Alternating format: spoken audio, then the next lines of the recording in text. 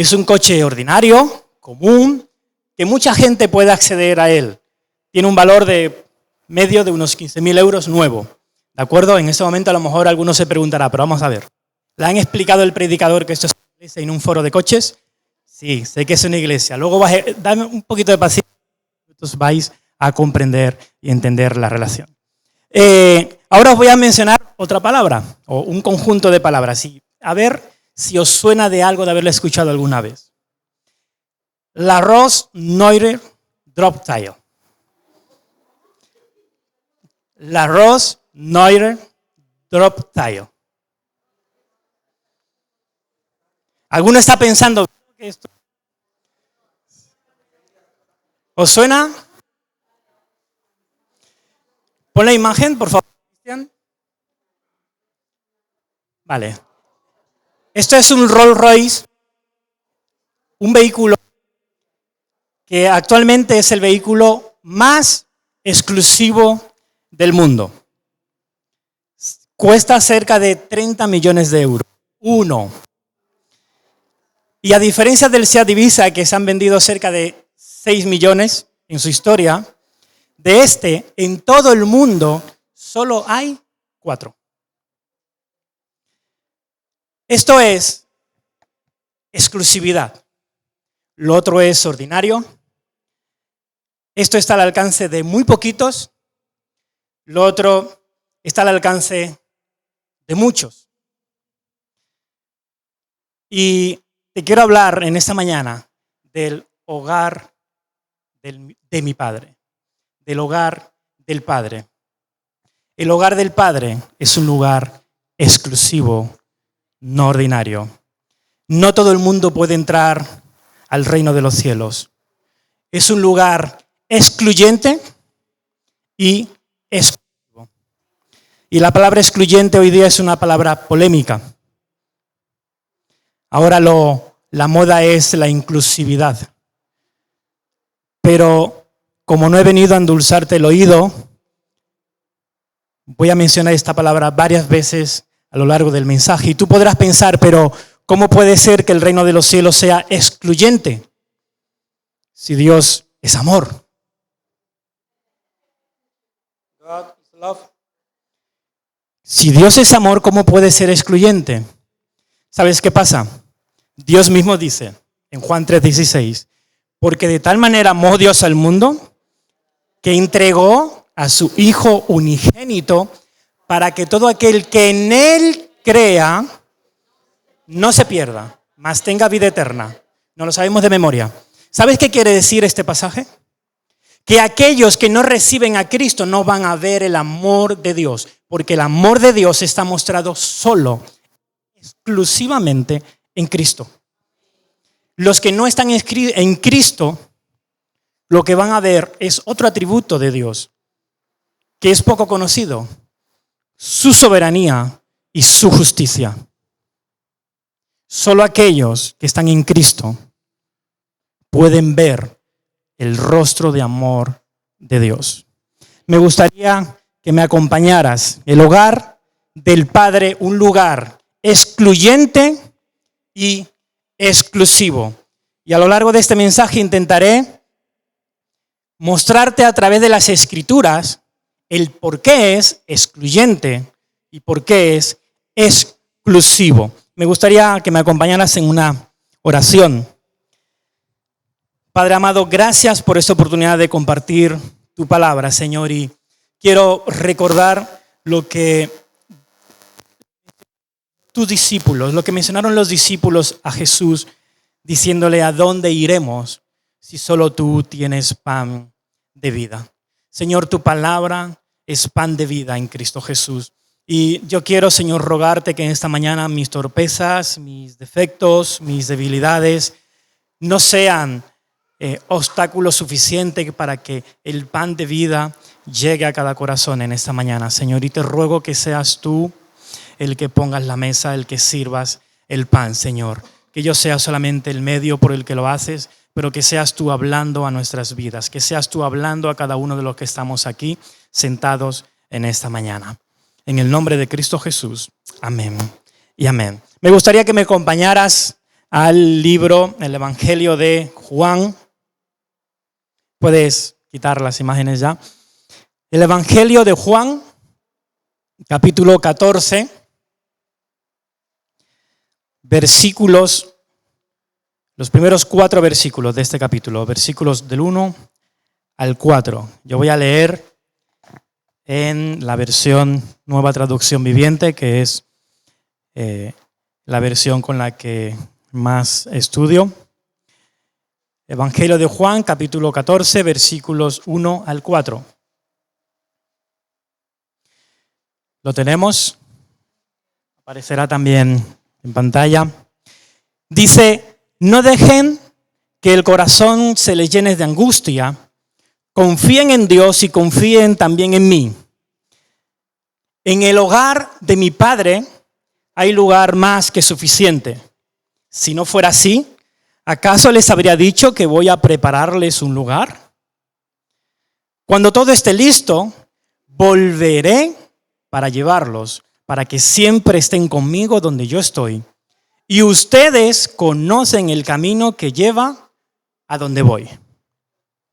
Según la versión que estés leyendo, puede ser que encontréis un voy a preparar lugar para vosotros o voy a preparar lugar para ustedes. Y en este caso está omitido tanto el vosotros como el ustedes en la versión Nueva Traducción Viviente. Sin embargo, dice: volveré para llevarlos. En este llevarlos, aunque esté omitido el ustedes, es llevarlos a ustedes. ¿De acuerdo? Ahora quiero ponerte en contexto de este pasaje. Quien dice esto es Jesús. ¿De acuerdo? Y lo dice en lo que se conoce como el aposento alto. Todo el capítulo 13 y todo el capítulo 14 sucede en el aposento alto. Allí Jesús abre su corazón a sus discípulos de una manera especial porque sabe que su hora para consumar, para terminar la obra que había venido a hacer, a la cual el Padre le había enviado, estaba llegando a su punto más álgido. Él sabía que en unas pocas horas iban a buscarle, lo iban a apresar y después de ser torturado y llevar su propia cruz, iba a ser crucificado. Y en este aposento alto él solamente se encuentra con los discípulos. No hay una multitud, no hay grandes estudiosos, doctores de la ley, solamente están sus discípulos, algunos pescadores, gente común, pero que eran sus discípulos. Y los temas que trata estos dos capítulos, capítulo 13 y 14, que se desarrollan en el aposento alto, ahí encontramos, por ejemplo, el momento en el que Jesús lava los pies de sus discípulos. En capítulo 13, desde el 1 al 17. En el capítulo 13, del 18 al 30, Jesús revela la traición de Judas. Esto quiere decir que para él no fue una sorpresa. Él ya lo sabía. En el capítulo 13 también, versículo 31 al 38, Jesús revela la negación de Pedro cuando Pedro le dice: Señor, yo voy a ir contigo hasta la muerte si es necesaria. Pedro no había comprendido que Jesús precisamente le estaba diciendo que él iba a ir a morir. Pero Pedro no se estaba enterando un poco del asunto y le dijo: yo voy a ir contigo hasta la muerte. Y Jesús le dice: mira, antes del amanecer, antes de que el gallo cante 3 veces, tú me habrás negado. Antes de que el gallo cante, tú me habrás negado 3 veces. En el capítulo 14, que es donde estamos, versículo 1 al 14, Jesús se presenta como la revelación misma del Padre y el único camino al Padre. Y los últimos versículos del 15 al 31 encontramos la hermosa promesa que Jesús hace. La promesa del Espíritu Santo, de la promesa del Espíritu de Dios en nuestras vidas. Este es el contexto donde sucede esta enseñanza.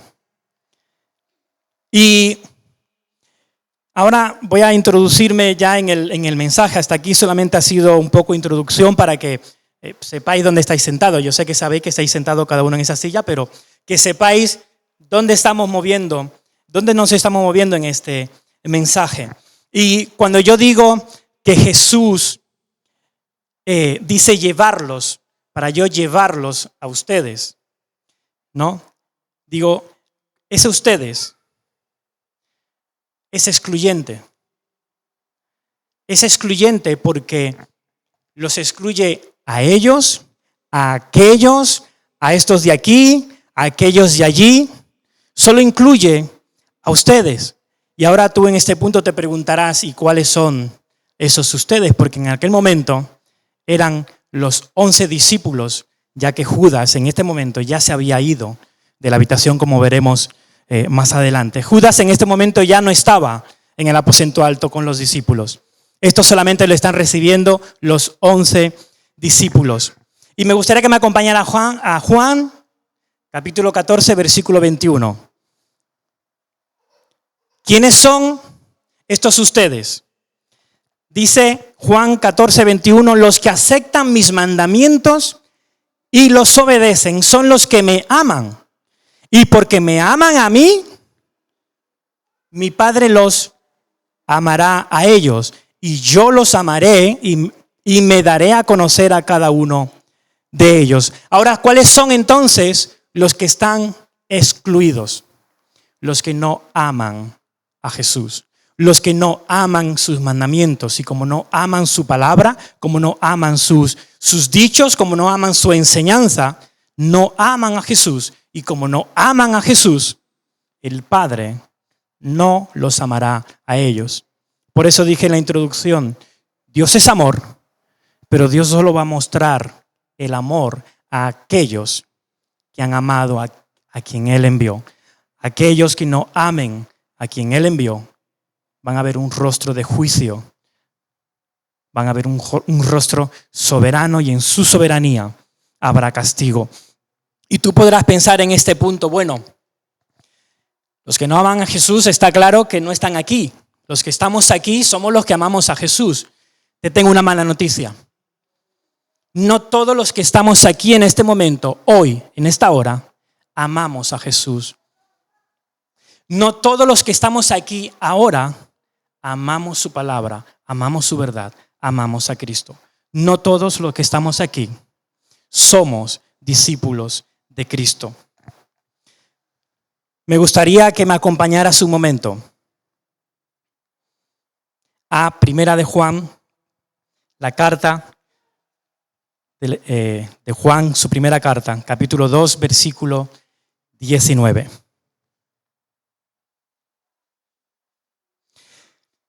Refiriéndose a unos falsos maestros, el apóstol Juan escribe aquí, dice, esas personas salieron de nuestra iglesia, pero en realidad nunca fueron parte de nosotros. De haber sido así, se habrían quedado, permanecido con nosotros. Al irse demostraron que no eran parte de nosotros.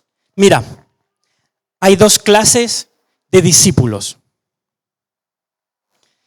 La clase de discípulo que ama a Cristo es discípulo de Cristo. La clase de discípulo que no ama a Cristo solo está siguiendo a Jesús. Y aquí en este punto, tu cabeza podría ser, ¿cómo puede ser que alguien esté siguiendo a Jesús sin ser... Hola, mi niño, ¿te vas con tu mamá ahora? Venga. ¿Dónde la mamá? Ve. ¿Quieres predicar conmigo, no?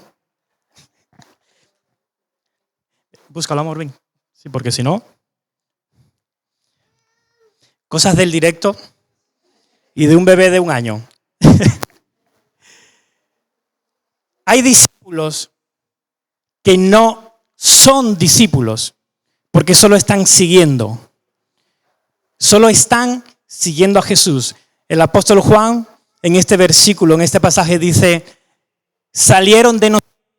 Es decir, estaban con nosotros, pero no eran de nosotros. Y un discípulo que solo está siguiendo a Jesús, pero no es seguidor de Jesús, tiene una característica muy muy peculiares. Y te voy a hablar de 4 características que tiene una persona cuando solo está siguiendo a Jesús, pero no es un seguidor de Jesús. Y la primera característica de la que te quiero hablar es que el que solo está siguiendo a Jesús no permanece. El apóstol Juan menciona, salieron de nosotros. El que solo está siguiendo a Jesús no permanece. Antes mencioné que estas palabras Jesús solamente se las había mencionado a 11 discípulos porque Judas ya se había ido. Me gustaría que me acompañaras al capítulo 13 de este mismo evangelio, capítulo 13, versículo 31. Es un poquito más arriba, un pelín más arriba de donde hemos leído hace un ratito, capítulo 14, versículo 1 al 4. Pues más arriba un pelín encontraremos el 13, 31. Y dice, en cuanto Judas salió del lugar, en cuanto Judas salió del lugar. Judas era uno de los discípulos que estaba siguiendo a Jesús, pero no permaneció.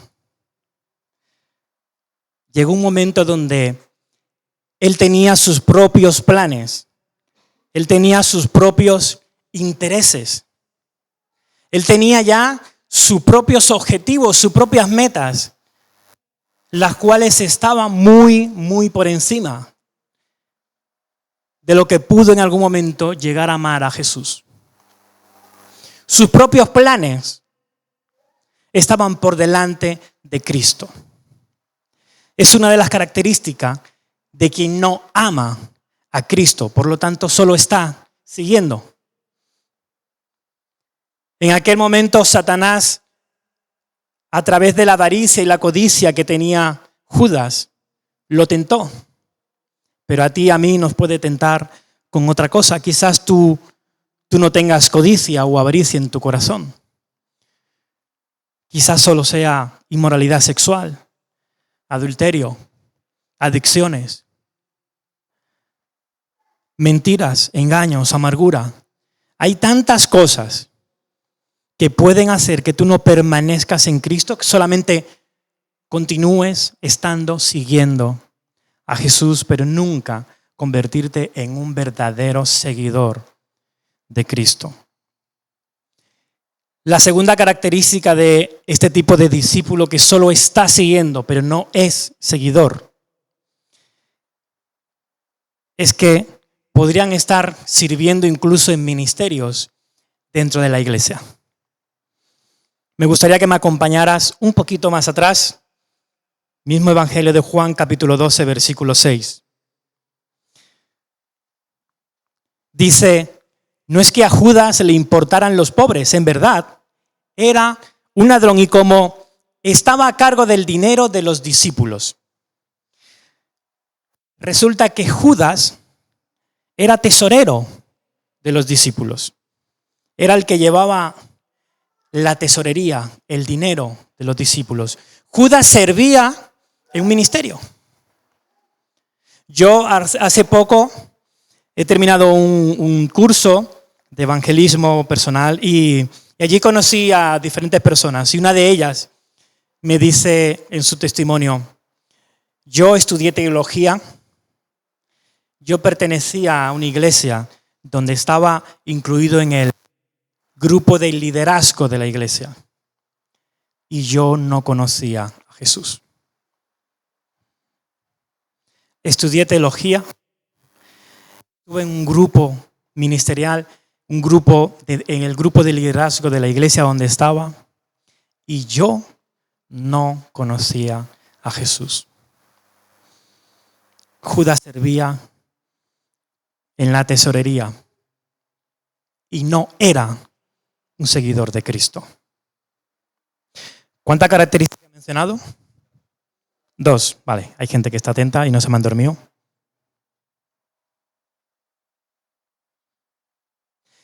Tercera característica, y espero que con esta no te estalle la cabeza. Los que están siguiendo a Jesús, pero no son seguidores de Jesús, pueden reproducir exactamente lo mismo que hacen los que son discípulos de Cristo. Te lo voy a explicar leyendo un pasaje. Marcos capítulo 6, de versículos 7 al 13. Dice, reunió a sus 12 discípulos. Esto es Jesús quien está hablando. Reunió a sus 12 discípulos. Sus 12 discípulos, entre ellos estaba Judas. Bien. Comenzó a enviarlo de dos en dos. De dos en dos. Uno de esos dos era... Vale.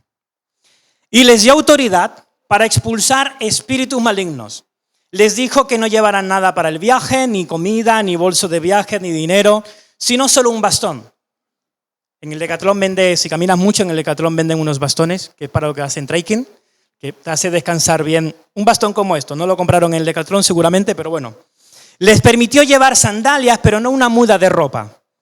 Les dijo, por todo lugar que vayan, quédense en la misma casa hasta salir de la ciudad. Pero si en algún lugar se niegan a recibirlos o a escucharlos, sacúdanse el polvo de los pies al salir para mostrar que abandonan a esas personas a su suerte. Entonces, el versículo 12, los discípulos salieron. Los discípulos salieron. ¿Quiénes salieron? Los discípulos. ¿Quiénes estaban esos? Judas. Entonces los discípulos salieron y decían a todos que se arrepintieran de sus pecados y volvieran a Dios. ¿Qué decían los discípulos donde estaba Judas?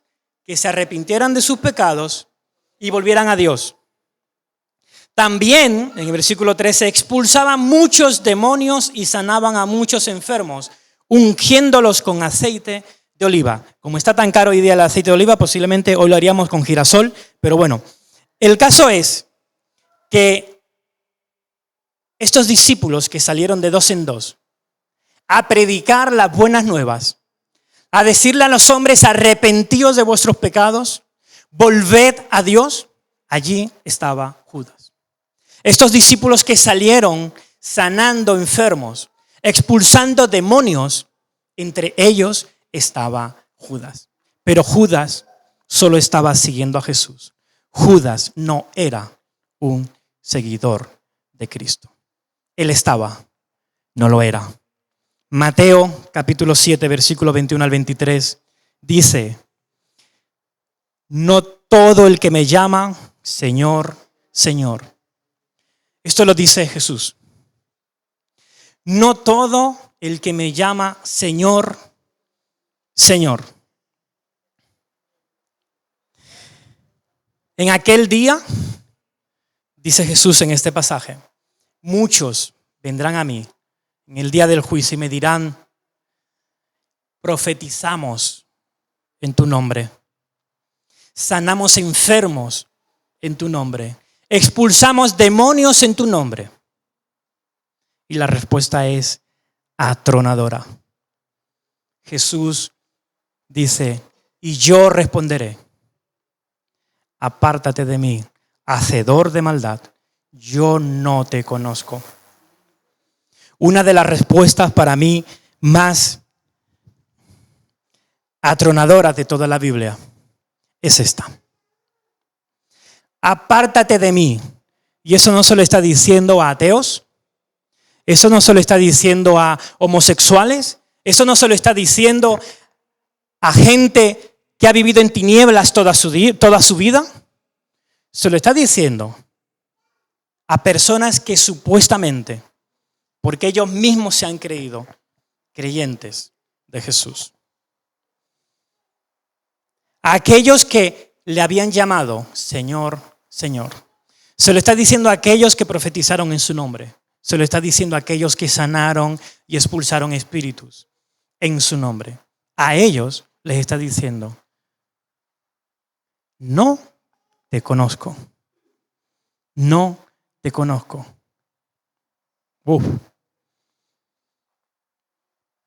De nada te sirve estar siguiendo a Jesús.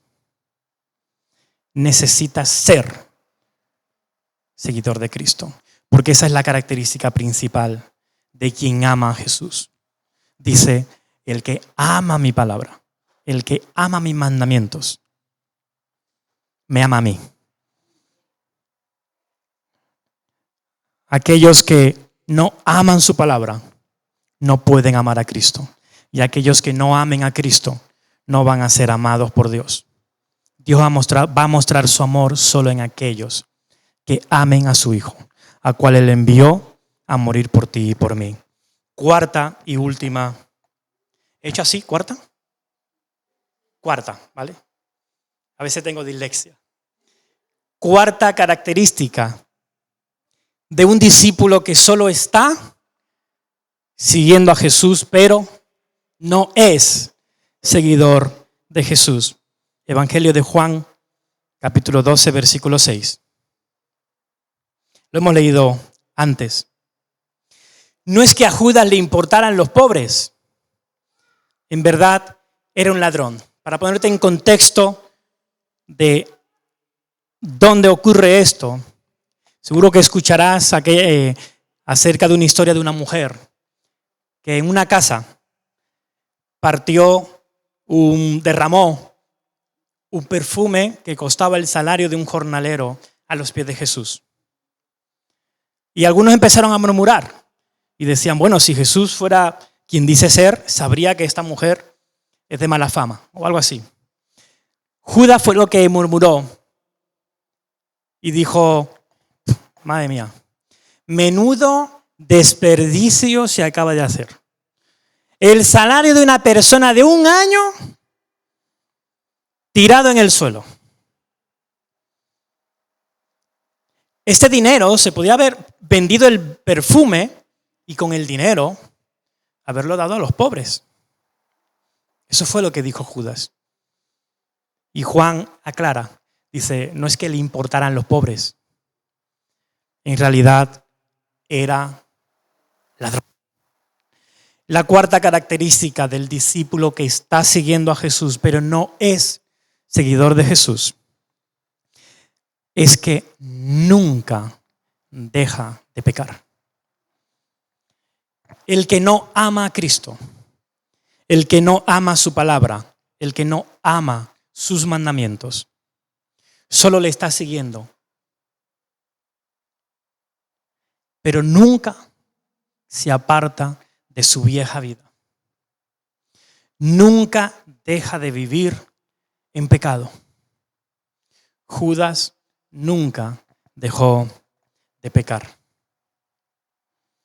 Y esa es la cuarta y última característica de ese tipo de discípulo que es capaz de reproducir con bastante exactitud lo mismo que hacen los que son discípulos de Cristo, pero no hay en él verdad, no hay en él arrepentimiento, no hay en él un verdadero amor, un amor genuino hacia el Cristo que murió en la cruz por sus pecados.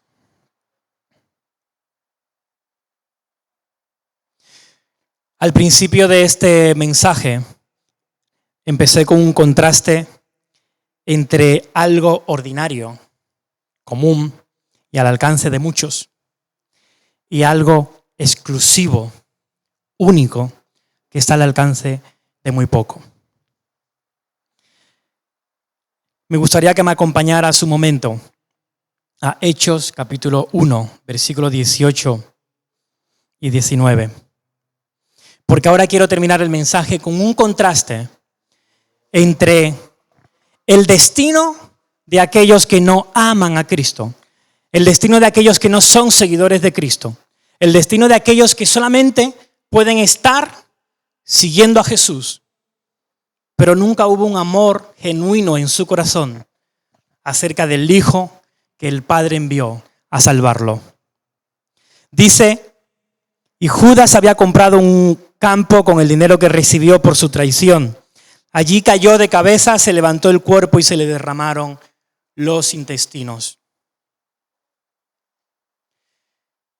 El destino final de aquellos que no aman a Cristo, que no son seguidores de Cristo, es un castigo eterno, es severo. El infierno no es cosa buena.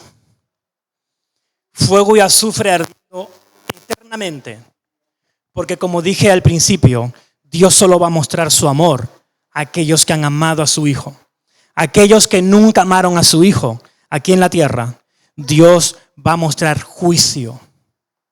Y la justicia, el pago del pecado, caerá sobre todo aquel que no haya amado a su Hijo. Todo aquel que haya rechazado a Cristo aquí en la tierra será rechazado por Dios mismo en el cielo. Por eso el cielo es un lugar excluyente.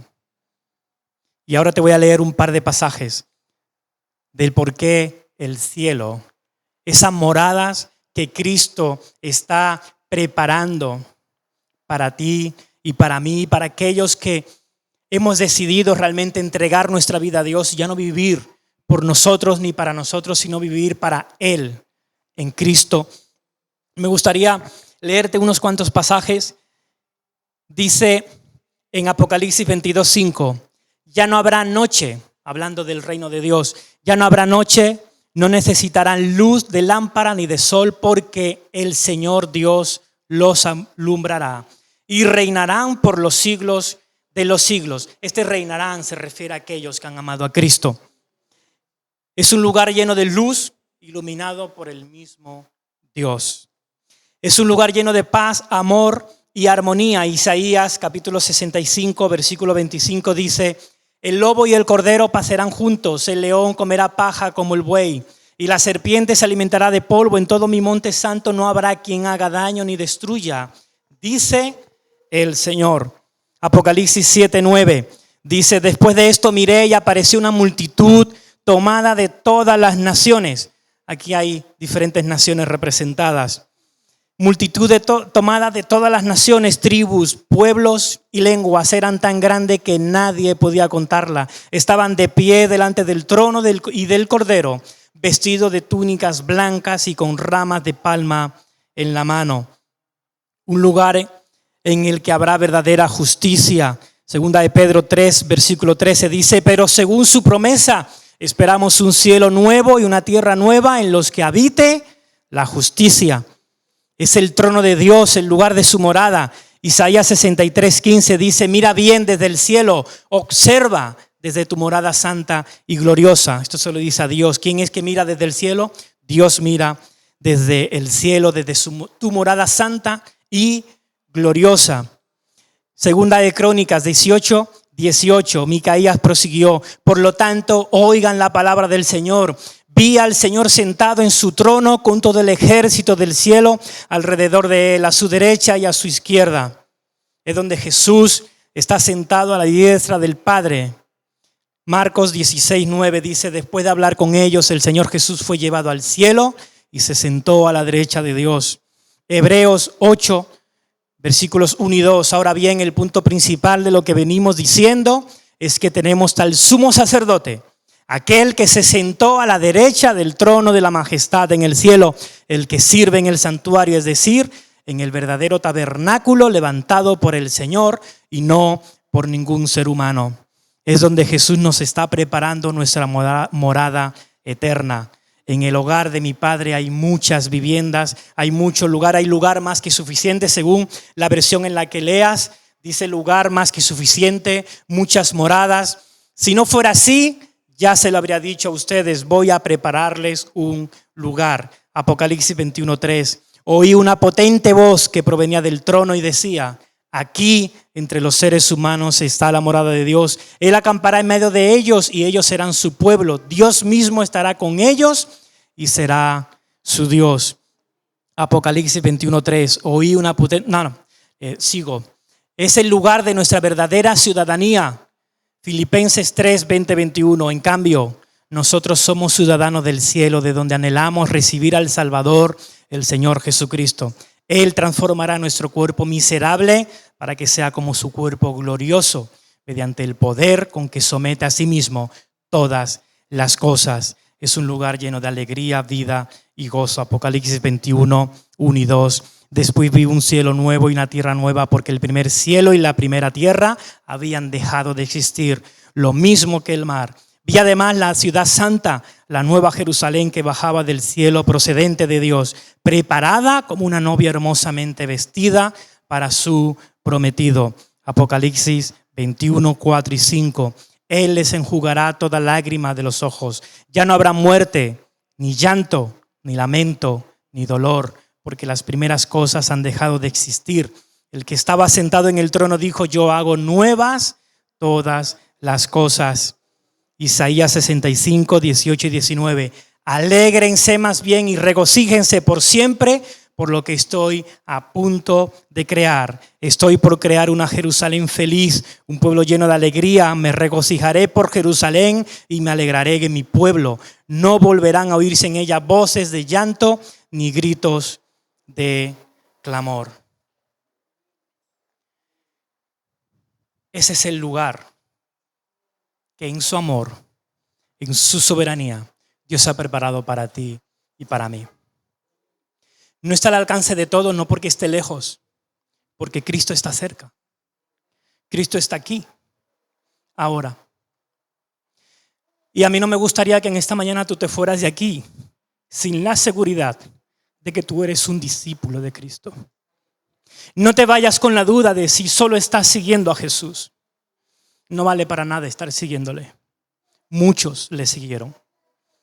Multitudes, cuando se enteraban que Jesús estaba en algún lugar, iban allí. Lo podemos ver, por ejemplo, en aquel milagro de los peces. Los discípulos se van en una barca y él aparece en medio del mar. Al siguiente día le estaban buscando. Y cuando se enteraron, cuando la multitud se enteró que Jesús estaba en Capernaum, buscaron la forma de ir allí. Multitudes siguieron a Jesús. Multitudes estuvieron detrás de él. Pero unos pocos fueron sus seguidores.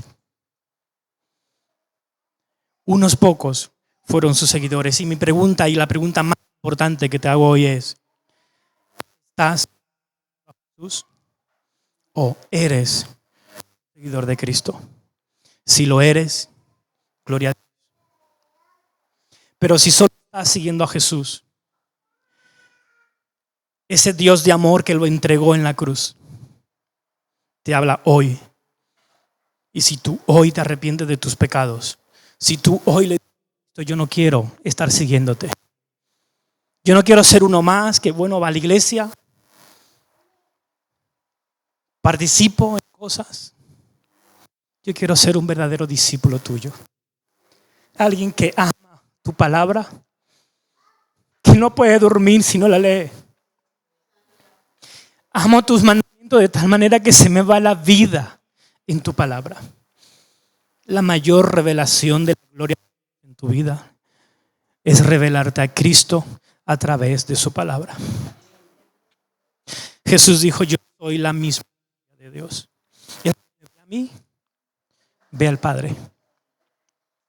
Y la Biblia, desde Génesis hasta Apocalipsis, presenta a Cristo. Desde Génesis hasta Apocalipsis, la palabra de Dios se preparó de una manera minuciosa para presentar a Cristo. El reino de Dios está preparado para ti. Y puede empezar aquí. Y Dios empieza aquí. Ahora. Me gustaría que oraras. Invitarte a que inclines tu rostro. Si puedes cerrar tus ojos, mejor. No porque haya algo especial cerrando los ojos. Dios no se va a manifestar mejor. Si tú cierras los ojos, no hay poder en ello, en cerrarlos. Pero cerrar los ojos tiene una característica muy especial, y es que evita la distracción de los que están a tu alrededor. Y yo quiero que pienses y reflexiones sobre lo que has escuchado. Un momento. Porque mi invitación es solo una hoy. Que seas un discípulo de Jesús. Padre amado, gracias por tu palabra. Gracias por tu verdad, por tu luz, la luz que hay en ella, Señor, porque tu palabra nos lleva al único camino, que es Cristo. Tu palabra nos lleva a la única verdad que está en Cristo. Tu palabra nos permite encontrar la verdadera y única vida que está en Cristo. Gracias por permitirme, Señor, transmitir este mensaje en esta mañana. Y te ruego en esta mañana por cada corazón que está aquí, para que en tu soberanía, tu misericordia y tu amor te muestres a cada persona que está aquí. Y que hoy nadie se vaya de aquí siguiendo a Jesús, sino que todos nos vayamos de aquí sabiéndonos que somos seguidores de Cristo. Señor, gracias por este día maravilloso que nos has dado, por este tiempo maravilloso que nos has dado, Señor. Y yo te ruego que este mensaje no caiga en saco roto, sino que tú lo uses en cada corazón para traernos a los pies de tu Hijo amado. En el nombre de Cristo Jesús. Amén y amén. Con esto finalizo el mensaje. Y si hay alguien que quizás quiera hablar con el pastor o con alguno de los hermanos de la iglesia o conmigo mismo sobre lo que se ha predicado hoy, porque quizás no tenga la seguridad de ser y tenga la duda de yo solo estoy, pero quiero ser seguidor, quiero ser discípulo, pues me quedaré aquí un rato y si alguien quiere hablar y poder orar juntos, encantado. Julio, ¿puedes venir, por favor?